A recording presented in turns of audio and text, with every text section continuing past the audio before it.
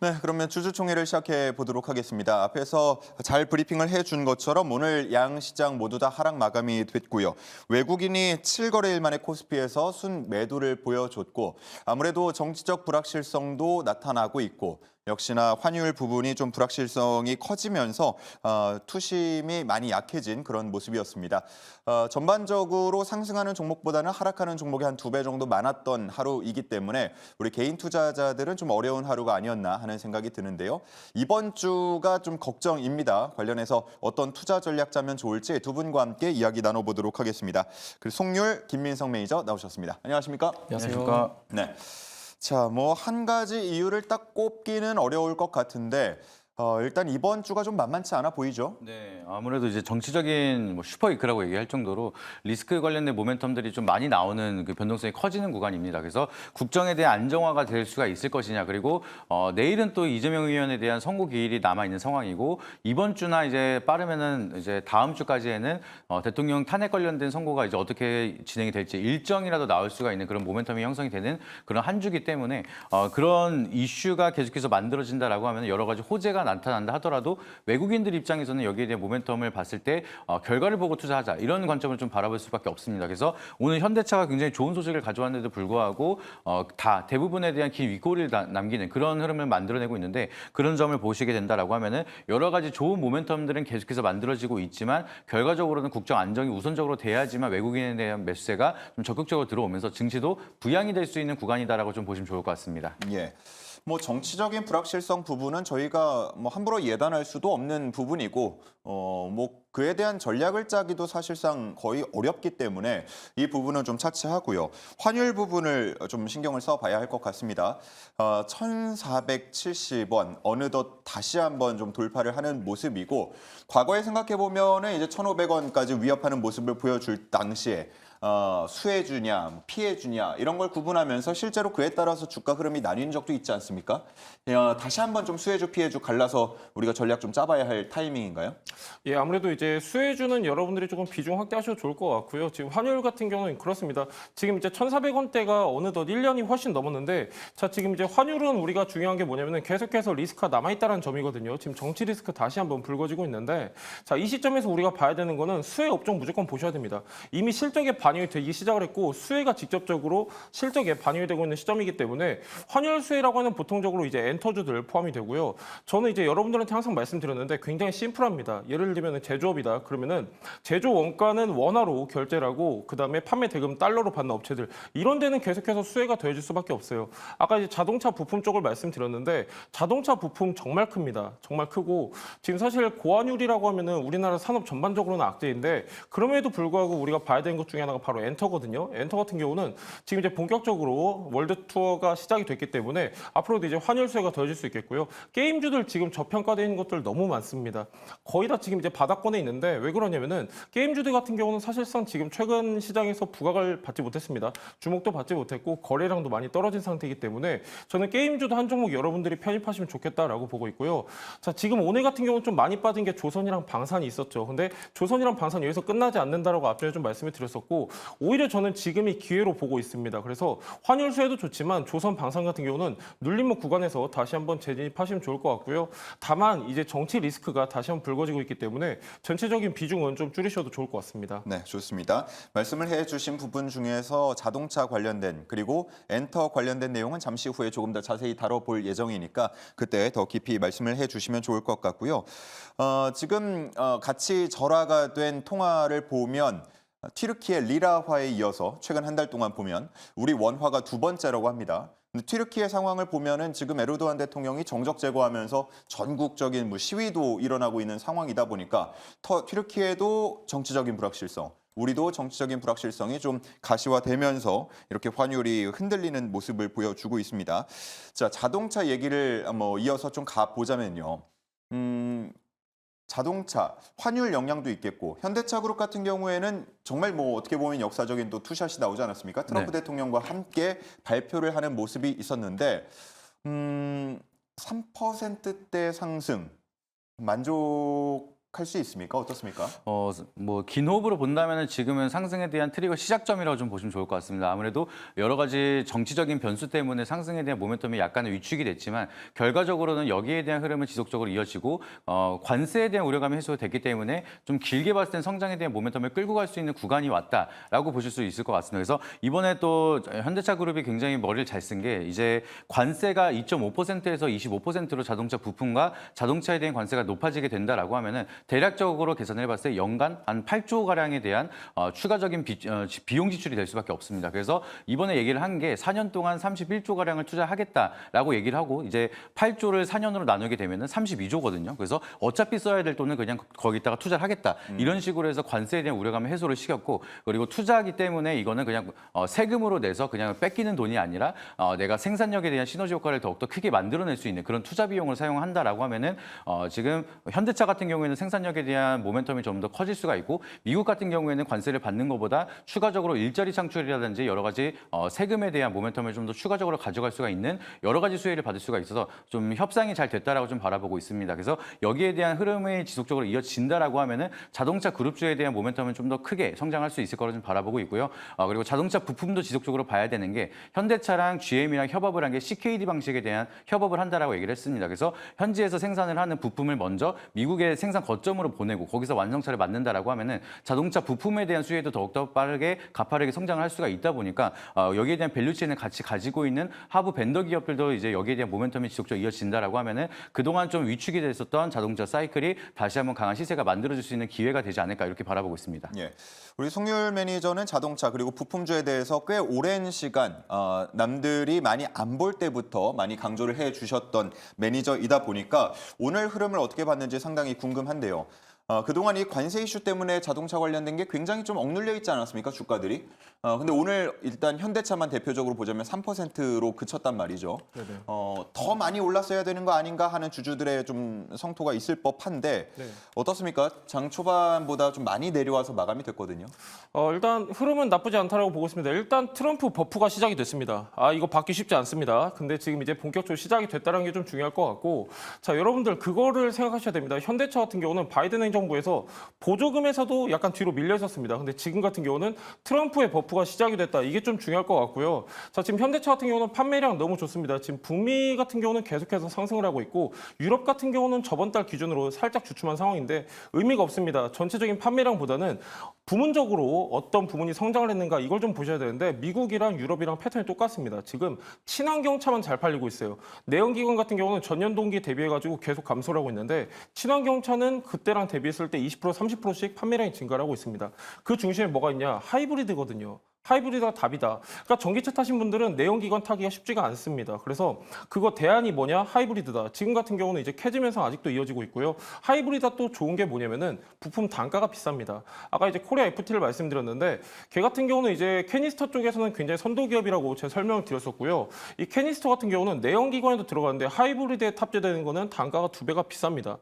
단가가 2배 비싸고 뭐 앞전에 세방전지도 말씀드렸는데 차세대 시동용 전지 AGM 배터리가 있는데 이 AGM 배터리도 단가가 2배 이상 비쌉니다. 근데 그 배터리 탑재된 게 어디냐? 하이브리드랑 바로 전기차입니다. 그래서 하이브리드 관련주들은 우리가 계속해서 체크할 필요가 있겠고요.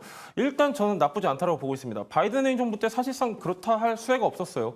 투자도 발표하고 공장도 확장하고 그랬는데 이렇다 할 수혜가 없었는데 지금부터는 본격적인 수혜가 기대가 되고 있는 시점이기 때문에 일일비할 필요는 없다. 시작이 중요한 것 같습니다. 예, 워낙 최근에 또 약세로 전환한 섹터들이 많다 보니까 자동차 쪽으로 좀 옮겨 포트를 조정해야 되나요? 이런 질문들이 많이 들어오고 있어서 두 분께 좀 공의 여쭤보도록 하겠습니다.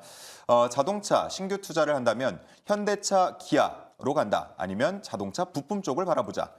질문에 대한 답은요? 저는 약간 코스닥 성장주에 대한 변동성을 좋아하기 때문에 부품주를 선택할 것 같습니다.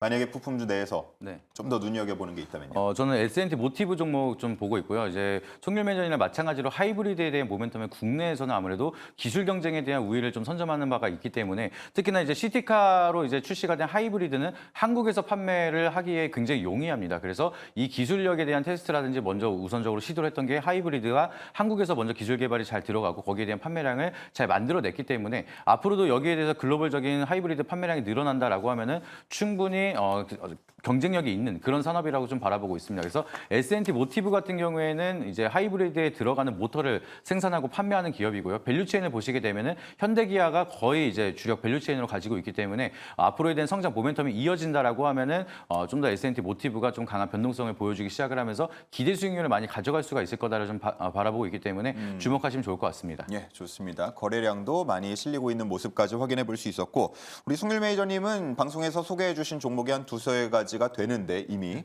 그 안에 또 추천할 만한 게 있는지 혹은 새로운 종목이 있는지 궁금하네요. 뭔가 만들어야 될 것 같은 분위기죠. 자, 여러분들 명신산업 보시면 좋습니다. 이제 차체를 생산하고 있는 기업인데 이 같은 경우는 테슬라양 매출도 크기 때문에 테슬라 모멘텀도 남아있다고 보시면 좋을 것 같고요. 기술력이 너무 좋습니다. 핫스탬핑 공법으로 인해서 차체 자체를 경량화가 가능해요. 그 기술력을 가진 게 명신산업이고 이 같은 경우는 미국 테슬라에만 납품한 게 아니라 중국 테슬라에도 납품을 하고 있습니다. 그래서 환율 수혜도 도와줄 수 있고요.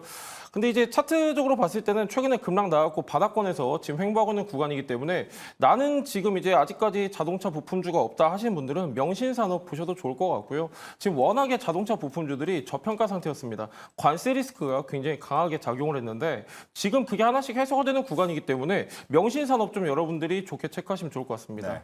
새로운 종목을 말해야 될 것 같은 분위기다라고 하셔놓고는 편입된 종목을 소개를 또 해주셨네요. 네. 뭐 리뷰하는 개념으로 한번 짚어봤다고 생각을 하겠습니다. 자, 다음은 엔터 쪽으로 넘어가 볼게요. 뭐 중국 쪽에 대한 기대감은 계속 커지는 것 같아요. 그래서 뭐 카지노도 있고 엔터도 있고 게임도 말씀해 주셨고 여러 가지 지금 문화 관련된 부분들에 대해서도 역시나 수혜가 기대된다는 얘기를 하고 있는데 엔터 관련해 가지고 이제 오늘 하이브도 좀 상승하는 모습이었고 카지노 업종 우리 송율 매니저가 몇 거래일 전에 가지고 왔었는데 함께 지금 동반 주목을 받고 있는 분위기입니다. 카지노 쪽은 앞서서 설명을 좀 덜 해주셨으니까 그 부분 좀 집중적으로 소개를 해주시죠. 예, 뭐 카지노 좋습니다. 카지노 같은 경우 여러분들이 봐야 되는 게 외국인 관광객 수랑 그다음 중요한 게 바로 드랍액입니다. 지금 카지노 드랍액 같은 경우는 계속해서 점진적으로 증가를 하고 있고요. 자, 우리나라 카지노 본다고 하면 딱 두 개 국가를 중점적으로 봐야 돼요. 중국 VIP랑 일본 VIP를 봐야 되는데 빠르게 회복을 하고 있습니다. 수요가 회복되다 보니까 카지노 부문 매출도 자연스럽게 증가하고 있는 추세가 지금 추세다 참고하시면 좋을 것 같은데요. 카지노도 그렇고 한알령 관련주들이 보통 계절적 성수기가 바로 지금입니다. 그래서 카지노 관련주들도 지금 상대적으로 저평가 구간에 있는 것들은 여러분들이 체크하시면 좋을 것 같고요. 자, 카지노뿐만이 아니라 지금 한알령 관련주들 같은 경우는 전반적으로 순환매가 들고 있습니다. 뭐 단순 기대감이 오르는 것도 있고 실체가 있는 종목도 있는데요. 일단 중장기 관점으로 본다고 하면 화장품 보셔야 된다고 말씀드렸고요. 약간 단기적인 기대감에 의해서 움직이는 것들 체크하신다고 하시면은 엔터나 게임주 위주로 보시면 좋을 것 같습니다. 예, 좋습니다. 송일 매니저님 워터밤 좋아하십니까? 기가 막히죠. 예. 예. 자, 워터밤이라고 이제 여름에 뭐 대표 축제격인 그런 행사가 있는데 이게 중국에서 이제 곧 열린다고 합니다. 4월 12일에서 13일에 열린다고 하는데 가수들이 와서 초청 공연을 하거든요. 그런데 라인업을 보니까 지금 뭐 제시, 헨리, 에일리, 박재범, 지아, 타블로, 타이거 JK 국내 가수들이 상당히 많이 진출을 하는 것 같아요. 이 정도면은 좀 한알령 해제됐다라고 기대를 우리가 해봐도 될까요? 그렇죠. 이게 사실 국적으로 봤을 때는 한국 국적이 아니고 이제 뭐 이제 같이 병행이 돼서 이중국적인 분들을 많이 사용을 하면서 한알령이 아니다라는 느낌으로 이렇게 얘기를 하고 있는데 사실 이 정도면은 인정해주고 이제 한알령을 풀어주는 게 맞지 않을까 좀 이렇게 생각을 하고 있습니다. 그래서 그만큼 한알령에 대한 좀 모멘텀이 굉장히 중요하고 이번에 중국에 대한 스탠스 자체가 이번에 약간은 다르다라고 느끼고 있는 게 과거에 이게 한알령이 진행이 된 게 굉장히 오래됐죠. 오랜 시간이 됐었는데 지금 이런 부분을 보시게 되면 과거에는 사드 배치에 대한 명분 때문에 한알령이 시작됐다. 뭐 본인들은 그렇게 아니라고 얘기를 하고 있지만 그런 역사가 쭉 이어지기 시작을 하는데 중국이 없는데도 불구하고 K 컨텐츠가 흥행하기 시작을 하면서 충분히 좋은 흐름들이 많이 만들어지고 있습니다. 그래서 한알령을 지속적으로 하는데 이게 한국에만 안 좋은 게 아니라 장기적으로 봤을 때는 중국한테도 손해를 볼 수 있는 기회비용 손실이 굉장히 많기 때문에 이제는 한국이 중국 없어도 성장을 잘하고 있기 때문에 한알령에 대한 의미가 크게 없다라고 생각을 하고 있는 것 같습니다. 그래서 이제 서서히 같은 이제 시너지 효과를 만들기 위해서 중국에 대한 한알령 해제의 기대감이 더욱더 커지고 있는 상황이라 보시면 좋을 것 같고요.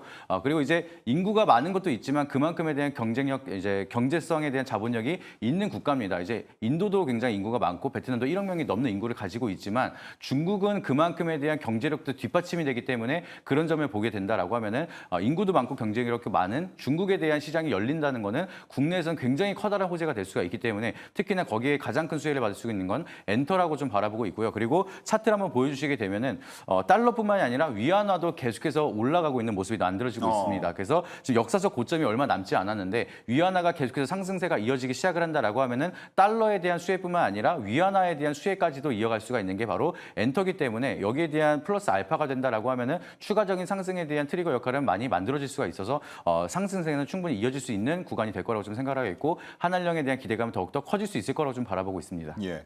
진짜 말씀을 해주셔서 제가 목록을 다시 한번 봤더니 한국 국적이 아니거나 뭐 이중 국적이거나 하는 분들 가수가 많이 보이는데, 네. 근데 또 그 중에서는 이제 미국 국적인 분들도 많거든요. 네. 그러면은 그 중국 이제 말을 따르자면 네. 미국보다 한국이 더 싫다. 이렇게 우리가 받아들여야 되는 겁니까? 약간 지금은 이제 좀 조심스러운 것 같아요. 인정은 하기 싫고 예. 한한령 해제가 이제 사드 배치 때문에 한 거 아니냐라고 했는데 본인들은 아니라고 해놓고 이제 명분상으로 봤을 때 누가 봐도 이제 사드 배치 때문에 시작을 한 건데 예. 이거를 자기네가 풀어주기에는 뭔가 지는 것 같아 싫어서 서서히 풀어가면서 자연스럽게 흘러가는 방향성을 좀 선택을 한 것 같습니다. 그래서 지금도 텐센트 뮤직이랑 디오이랑 같이 협업을 하면서 국내 아티스트랑 이제 중국 아티스트랑 같이 협업을 하는 플랫폼에 만든다라고 하는 것만 보더라도 과거랑은 스탠스가 완전하게 달라졌다라고 보시면 좋을 것 같고요.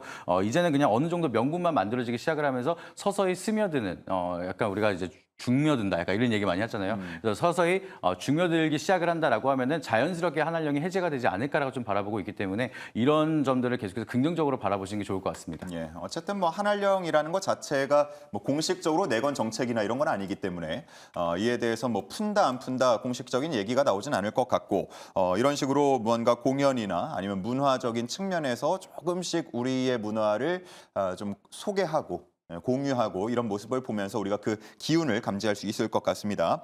자, 다음은 방산 쪽으로 가볼 텐데요. 한화 에어로스페이스 최근 유증 때문에 뭐 여러 가지 얘기도 많고 실제로 주가의 움직임도 들쭉날쭉하고 있습니다.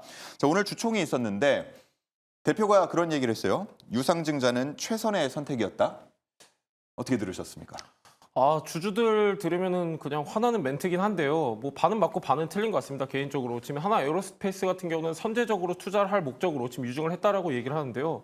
지금 이제 방산 같은 경우는 그렇습니다, 여러분들. 지금 여기서 끝나는 게 아니라 앞으로도 성장할 수 있는 룸이 굉장히 많은데 그러려면은 선제적 투자 이루어져야 되거든요. 근데 여러분들도 아시는 내용인데 하나 같은 경우 사실 자체적으로 자금 조달은 가능합니다. 그래서 이게 이제 주주들이 많이 불만을 갖고 있는 내용이고, 근데 우리가 좀 더 딥하게 봐야 되죠, 여러분들. 지금 방산 같은 경우는 아직 끝나지 않았다고 말씀드렸는데. 유럽 같은 경우도 지금 계속해서 방위비를 증가하고 있는 추세고요. 전 세계가 지금 방위비를 상승하고 있습니다. 자, 그 중심에는 우리 K방산 수혜가 예상이 되고 있는데 뭐 사실 지상방산, 해양방산, 공중방산 다 똑같습니다. 미국도 마찬가지예요. 자, 지금 중요한 뉴스가 최근에 또 한 가지가 나왔는데 미국 같은 경우는 6세대 전투기 개발하는 데 있어서 보잉사를 선정을 했다 이런 뉴스가 나왔거든요.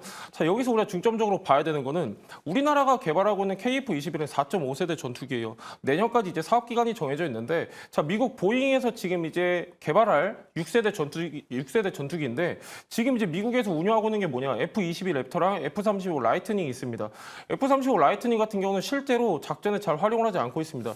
대적할 전투기가 없어서 지금 사실상 유지 보수만 하고 있는 상황인데 이런 상황에서 6세대 전투기를 개발한다? 앞으로도 방산 같은 경우는 치열할 수밖에 없다라는 것을 의미한다라고 보고 있고요. 지금 이제 유럽 같은 경우도 방산에 대한 중요도가 커지고 있는데 하나 에어로스페이스도 마찬가지입니다. 선제적 투자한 이유가 이런 데 있는 거예요. 유럽 같은 경우는 방위비를 상승시키면서 유럽 현지에 생산 공장을 갖고 있는 기업들한테 우선적으로 혜택을 줄 것이다. 이런 얘기를 했기 때문에 하나 에어로스페이스 무슨 목적입니까? 선제적 투자인데 현지에다가 생산 거점을 마련하겠다 발표를 했습니다. 얼마 전에 오스탈 인수 관련 내용도 나왔는데 지금 사실상 하나 중심으로 전 세계적으로 거점을 확보하고 있는 추세이기 때문에 방산 같은 경우는 전 여기서 끝나지 않았다라고 보고 있고요. 방산은 앞으로도 우리가 우상할 수 있는 근거가 너무 많기 때문에 다만 지금은 공매도 재개에 대한 우려가 좀 있고 좀 최근에 많이 올랐지 않습니까? 그래서 눌림목을 이어가고 있는 구간이기 때문에 여기서 우리가 접근하기보다는 조금 더 눌렸을 때는 우리가 매수 시점으로 봐도 좋을 것 같습니다. 네, 좋습니다. 공매도라는 이야기를 해주셨는데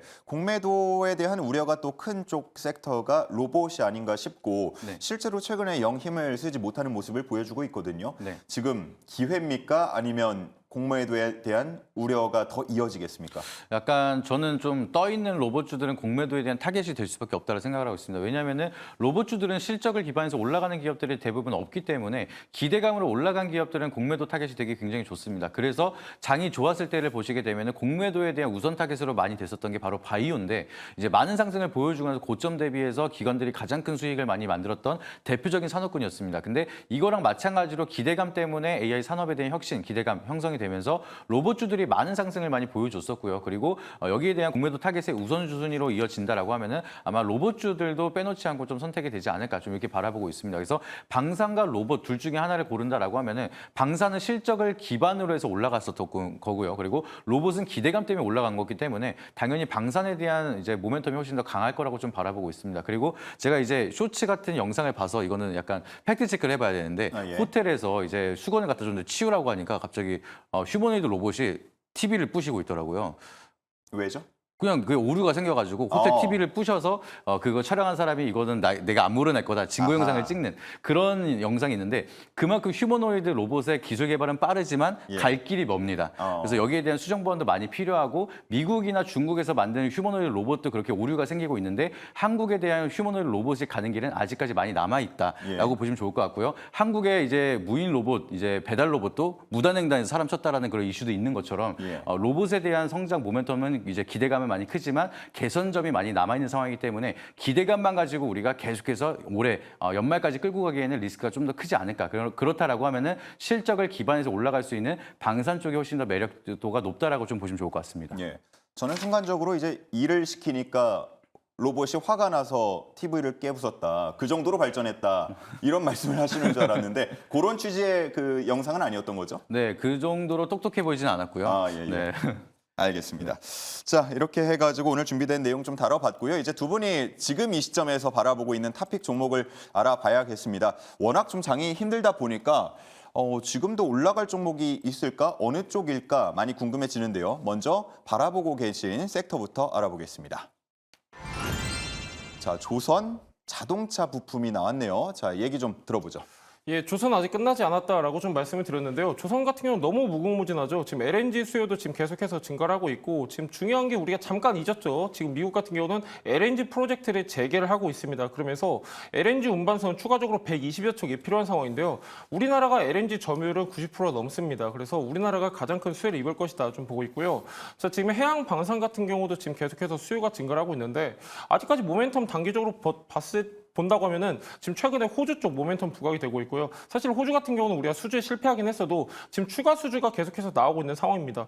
호주 같은 경우도 지금 이제 1차적인 수주에 관한 내용이다라고 얘기가 나왔는데 자, 방산 같은 경우는 사실 우리나라가 가장 탑 티어라고 좀 볼 수 있는 게 가성비가 너무 좋습니다. 제가 여러분들한테 폴란드 오르카 사업도 말씀을 드렸는데 오르카 사업 경쟁 규정 중에서 가장 뛰어난 게 바로 한화입니다. 한화 같은 경우는 SLBM 발사도 가능하고 자만 기간이 굉장히 뛰어난데 지금 선박뿐만이 아니라 잠수함 함정까지도 우리나라 기업들이 인정을 받고 있는 시기다. 게다가 지금 수요 같은 경우도 빠르게 증가하고 있기 때문에 조선은 우리가 아무리 못해도 이번 하반기까지는 계속 체크하시면 좋을 것 같습니다. 네, 좋습니다. 방산과의 시너지까지 짚어주셨고요. 자, 자동차 부품이요. 네, 아까 좀 신나게 다 설명을 드린 것 그러니까요. 같은데 여전히 좀 자동차 부품 아까 말씀드렸던 것처럼 성장에 대한 모멘텀이 굉장히 많습니다. 그래서 국정이 안정되기 시작을 하면서 정치적인 리스크가 해소가 된다라고 하면은 결과적으로는 실적을 기반해서 올라갈 수 있는 기업들 앞으로도 성장에 대한 모멘텀이 유지가 되는 기업들 위주로 또 다시 한번 수급이 들어올 가능성이 높다라고 좀 바라보고 있습니다. 근데 지금 미국에 대한 전기차 수출량 이제 현대 기아차에 대한 판매량이 누적 3천만 대가 넘어가고 있는 상황이고 전년 대비에는 역대급에 대한 수출량을 보여줬다라고 기록을 하고 있습니다. 매년 역대급 기록을 이제 갱신하면서 가파른 성장력을 보여주고 있는데 꾸준하게 이렇게 성장을 하면서 관세에 대한 리스크까지 해소가 되고 아까도 말씀드렸던 것처럼 CKD 협력 방식에 대한 자동차 부품에 대한 수요가 늘어나기 시작을 한다라고 하면은 우선적으로는 이제 계속해서 미리미리 부품을 보내면서 조립을 해야 되기 때문에 부품에 대한 수요가 좀 더 빠르게 좀 기대감이 커질 수가 있을 거라 좀 바라보고 있습니다. 그래서 자동차는 그동안에 좀 다른 산업 대비해서 실적 대비 굉장히 저평가를 받고 있는 대표적인 기업이기도 하고요. 현대차 같은 경우에는 항상 말씀을 드리지만 10년 전에 대한 가격대랑 지금이랑 큰 차이가 없습니다. 근데 이 밸류만 보더라도 10년과 지금에 대한 차이는 어마무시하게 좀 갭이 벌어져 있는 상황이기 때문에 대표적으로 많이 저평가받고 있는 산업군이 바로 자동차고 이 자동차에 대한 모멘텀이 다시 한 번 더 이뤄지기 시작을 한다라고 하면은 워낙 대바닥권에 있는 종목들은 공매도에 대한 타겟 우려감도 없는 상황이고 추가적인 성장에 대한 모멘텀이 크다라고 하면은 상승에 대한 룸이 많이 남아 있는 자동차 부품과 자동차 관련주 좀 체크할 필요가 있다라고 보시면 좋을 것 같습니다. 네, 좋습니다. 앞서서 제가 질문을 드렸을 때는 S&T 모티브를 꼽아 주셨는데 과연 탑픽 종목으로 그 종목을 가지고 오셨을지 만나보겠습니다. 자, 조선에서는 한화 엔진이 나왔고요. 오, 서현 이화가 나왔습니다. 이유가 궁금한데 이쪽 먼저 들어볼까요? 네, 서현 이화를 바로 말씀드리면 안 될 것 같아서 S&T 모티브도 좋다라고 말씀을 드린 거고요. 예. 이제 자동차 부품주 같은 경우에 모멘텀 자체가 다 좋기 때문에 성장에 대한 모멘텀은 다 유지가 되고 기대 수익률은 다 많이 가져갈 수 있을 거라 보고 있습니다. 근데 차트적으로도 굉장히 자리가 좋기도 하고요.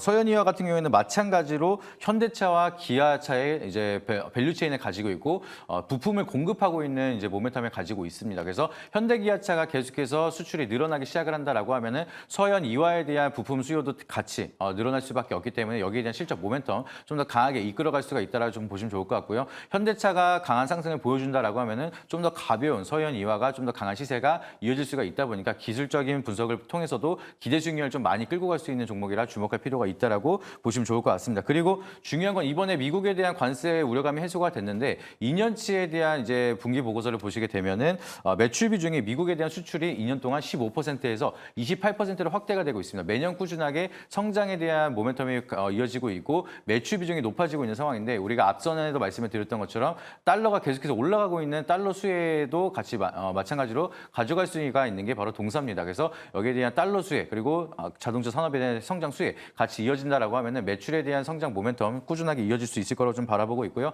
아까도 말씀드렸던 것처럼 현대기아차는 꾸준하게 성장이 이어지기 시작을 하다 보면은 동사도 마찬가지로 같이 기대감이 커질 수가 있는 구간이라서 계속해서 주목할 필요가 있다라고 보시면 좋을 것 같습니다. 좋습니다. 뭐 기대감은 큰 것 같은데 일단 오늘 음봉으로 마무리를 했기 때문에 잠시 후에 가격 전략 들어보도록 하고요.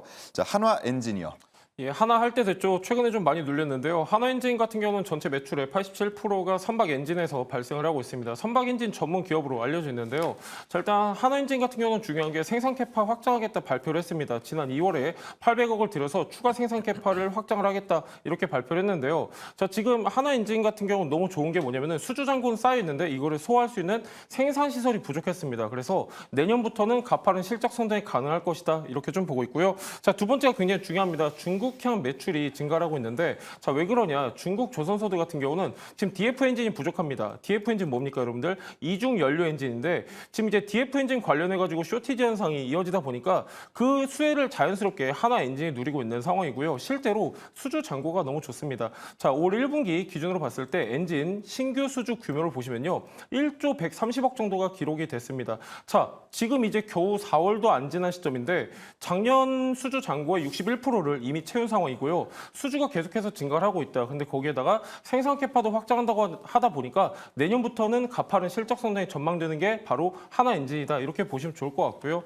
가장 중요한 건 항상 실적입니다. 자, 지금 중요한 거는 상패 시즌 지나가고 실적 시즌이 다시 한번 돌아오고 있는 시점인데요. 자, 이 같은 경우는 올해부터가 고성장이 전망이 된다. 이렇게 보시면 좋을 것 같고요.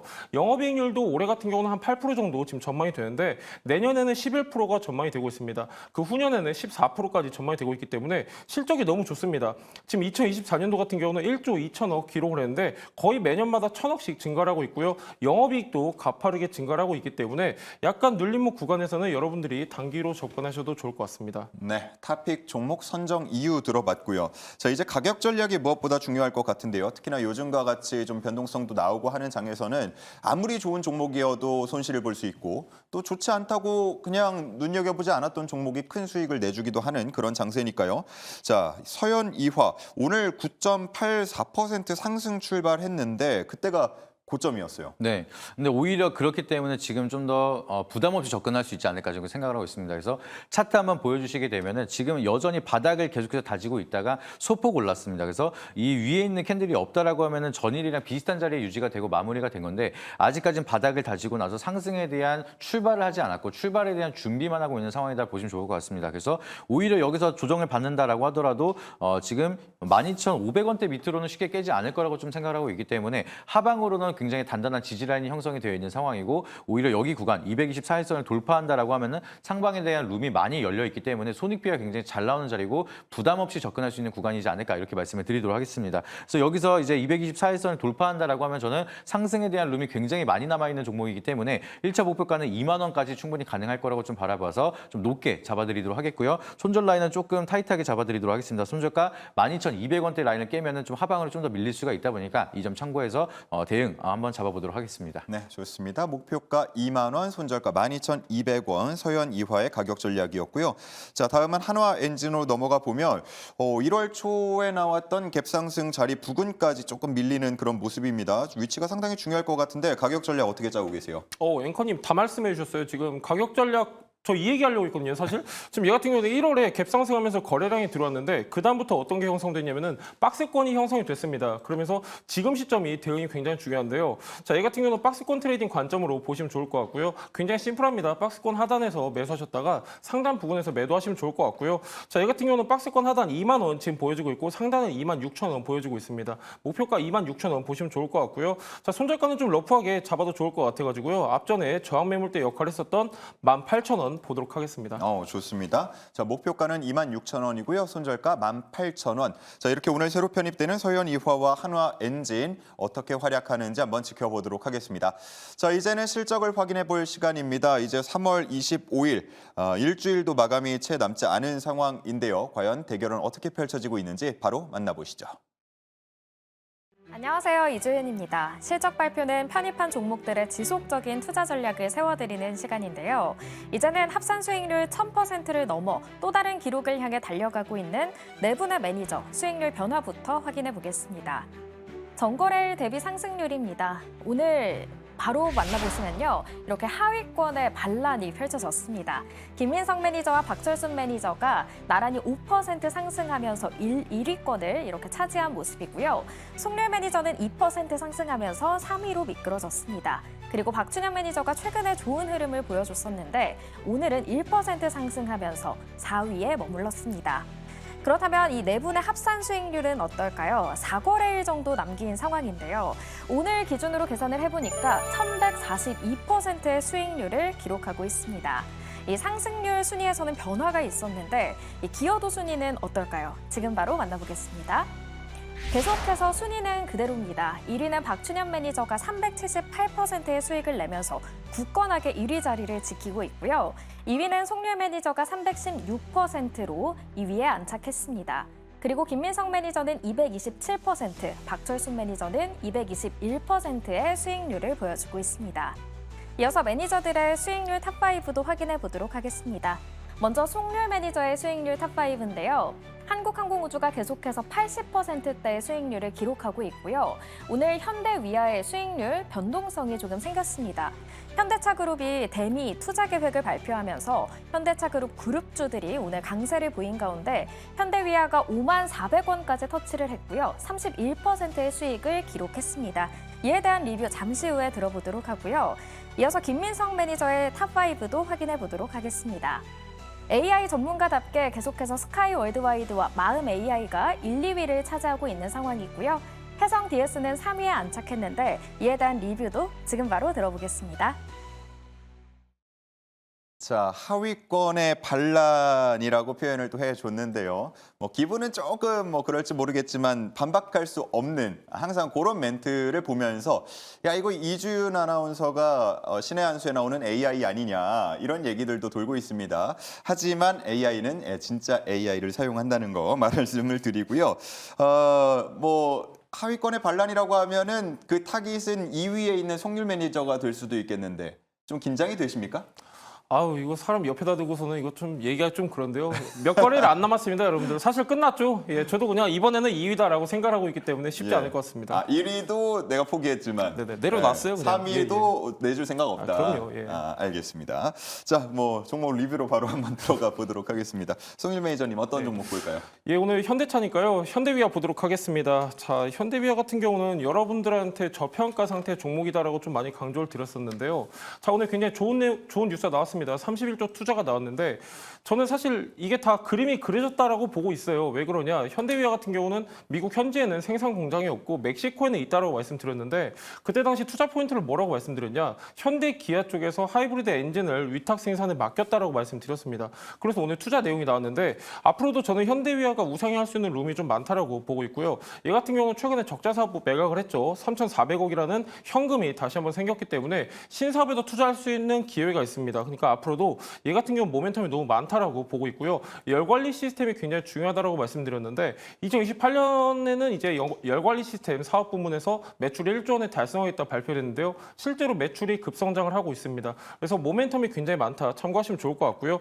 저희가 방송에서 이때 이렇게 편입을 했는데 가장 바닥이었습니다. 가장 바닥이었고 지금 주봉으로 봤을 때도 올라갈 수 있는 룸이 너무 많아요. 지금 실적 같은 경우도 계속해서 고성장을 하고 있고 지금 매출액 증가 추이가 너무 좋습니다. 지금 이제 8조 8천억 정도 지금 전망이 되고 있는데 영업이익도 계속해서 같이 증가를 하고 있기 때문에 호실적 전망도 예상이 된다. 그래서 저는 좀 더 보유하시면 좋을 것 같고요. 현대위아뿐만이 아니라 자동차 부품주는 조금 더 보유하셔도 좋을 것 같습니다. 예, 정말 뭐 바닥권을 잘 공략하는 송률 매니저이기 때문에 이 수익률 산정이 3월 마지막 거래일로 끝난다는 게 아쉬울 정도입니다. 우리 시청자분들께서는 이 종목들 항상 이렇게 저희가 소개해드리는 종목이 있으면 관심 종목에 잘 넣어두시고 저희는 분기마다 마감을 하고 새로운 종목으로 교체를 하지만 흐름을 계속 지켜보시는 것도 좋을 것 같습니다.